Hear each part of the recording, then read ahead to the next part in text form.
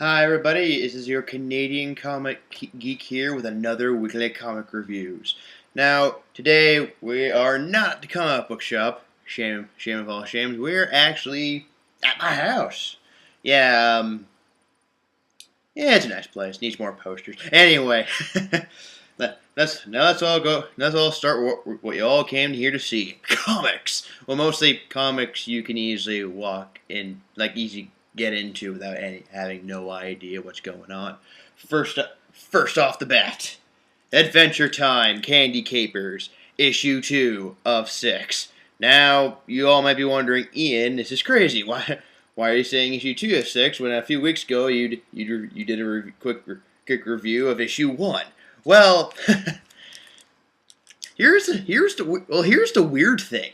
The weird thing is, it's like for most Adventure Time comics, actually for the mini-series mostly, almost every issue, you can easily just buy a random issue out of the mini-series, and you can easily tell what the heck's going on with a quick exposition, and yeah, weirdly enough. Okay, basically the story is okay, how do I better explain this? Have you all seen the movie Last Action Hero? No? Damn, it has gotta be. Damn, I was banging on that. Anyway, it's basically that movie is basically a kid ends up in an action film. Well, anyway, there's a scene when the main character goes to the police station, and in the police station, there's this guy who's pairing up these random cops and people for the buddy movies. There's a spoof on buddy movies. This is kind of the same thing. And as you can see in the cover, instead of for this issue, instead of being Peppermint Butler and Cinema Bun, it's Tree Trunks and Marceline. And weirdly enough, I like this comic. This the entire issue, even if you haven't read the first one, this is actually a really good story. Just trying Marceline and Tree Trunks trying to be heroes. Well, in the end, they don't actually like the idea, but no, I like it. I give this a high rating, and for Adventure Time fans, a must read. Although I only have one thing to say. When is it ever a good idea? And okay, this is actually a little spoiler. When is it ever a good idea to use a demonic sword as a spatula for cooking? Yeah, you'll find out once you read it. It's that weird. No, but still fun read. And I suggest to any to if you could find this, pick this up. All right, next, and this is from one really good series, Astro City issue 3. Now, if you've seen my previous reviews, this is part 2 of the last issue, and if you actually put it together, like so, yeah, it makes one giant awesome picture. Yeah. Anyway, that's enough about that. Anyway, it picks up where kind of left off, but you can still tell where everything was going. Like the main character, Marilla Cowper, your last name. Anyway, she worries that she made a horrible mistake and basically tries to fix it in some weird way, even though she thinks this is definitely gonna get me fired. Oh no, but still, this is a really good issue, and it got me really interested in the main character and how the story went. And there's actually a scene where one of the heroes, her name is Cleopatra, gives a heart-to-heart talk with Marilla. It's that is hard, that is so touching. I'm basically this is one of those series that any issue you would instantly would like this any comics. This is one of the series that go that basically any issue from this series can be anyone's first, and that's very rare to find sometimes in a comic book series. Again, this is also another must read, and I suggest fans, you can find this in a store, even if you don't have part 1, although it actually would be nice to get both parts. Read this, you won't be disappointed. And now, for the first time on this little review series, an event comic from Marvel, Infinity, Part 1 of 6.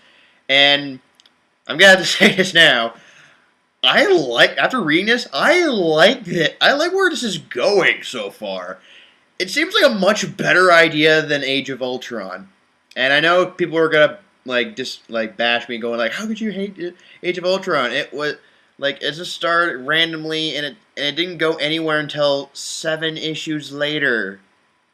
And then it ended horribly with Wolverine, ruining everything with time travel. Thanks a bunch. No, here it shows if you haven't read previous series like the Avengers and New Avengers, that's fine. It pretty much explains what's going on, and that's actually a good point. Basically, and I'm surprised at this. There's somewhat two stories going along with this. One is basically the Avengers go to space. Like literally space. It's basically this race called the Builders is going on this huge, massive murder spree on the universe.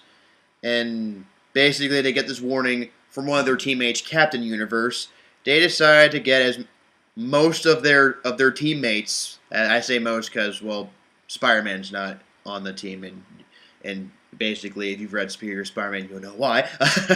No, but basically go to space to help out with the Kree, the Skrulls, and the Shi'ar, basically teaming up to basically deal with the Builders. And while that's happening, while they're in space, as you can see from the cover, Thanos, once he found out the Avengers were no longer on Earth, decides, I want Earth now. So yeah, basically, it's got to be one heck of an awesome space adventure, but at the same time, the heroes remaining on Earth have to deal with that guy. And Thanos is going to be miffed that there's no Infinity Gems. Oh Lord, this is not going to go well for Thanos, for anyone who has to tell him that. Anyway, pick this up. This is actually when you have an event comic that seems like it's starts really good off the bat. It does not take a lot of time to get anywhere. They actually have first issue and characters going, we should do something, and they do it. So again, this is a must read. If you can pick this up, either that or wait for the graphic novel. You won't be disappointed in this. Okay, for the last comic for this episode, and weirdly enough, it's a 2-issue.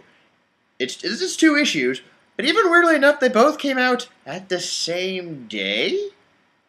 No, seriously, they came out the same day. The 2-parter is called Sibling Rivalry. I can't pronounce the word right now. Sorry about that. No, but it's basically it's a 2-part in 2 comics. Superior Spider-Man team up and the Scarlet Spider. Yeah, as you can see the covers. As you can see the covers from here. Yeah, good. There you go. You can actually tell, weirdly enough, that for one, if you haven't noticed from the cover, this is weird. Doc Ock's new Spider-Man outfit looks like an somewhat of an inverted version of Scarlet Spider's outfit. It's kind of weird, and yeah, no, see, look, it's kind of weird right there. Both the colors are reversed for both of them. It's weird. Anyway, the main story is basically typical superhero team up thing. Heroes meet, heroes fight it out.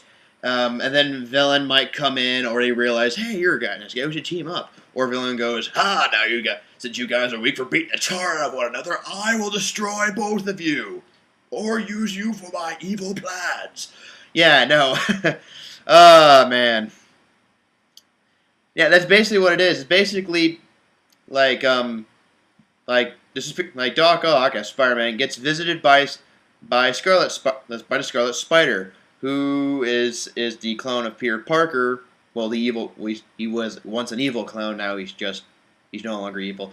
Called Kane.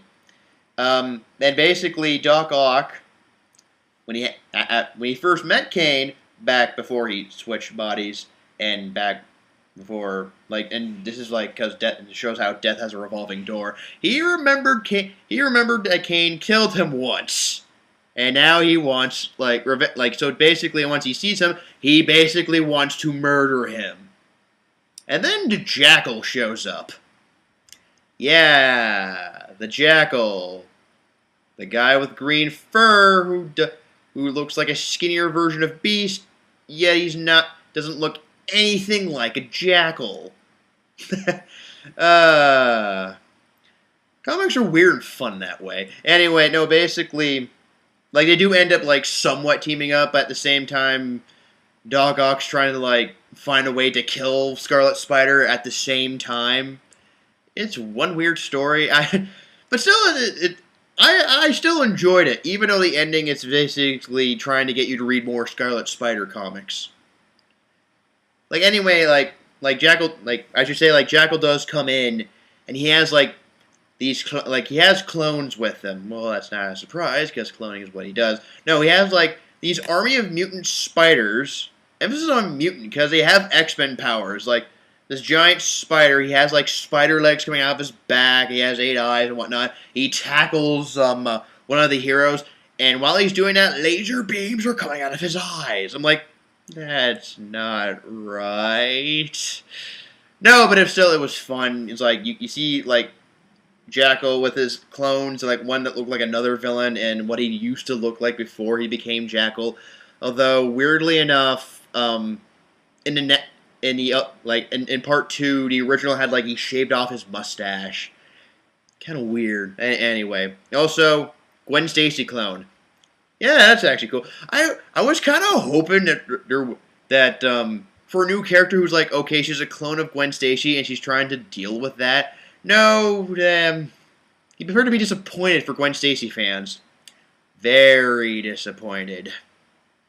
Anyway, still, it's a fun read, even though the ending is a little, I like the ending where basically, like, how it went. It's just the epilogue.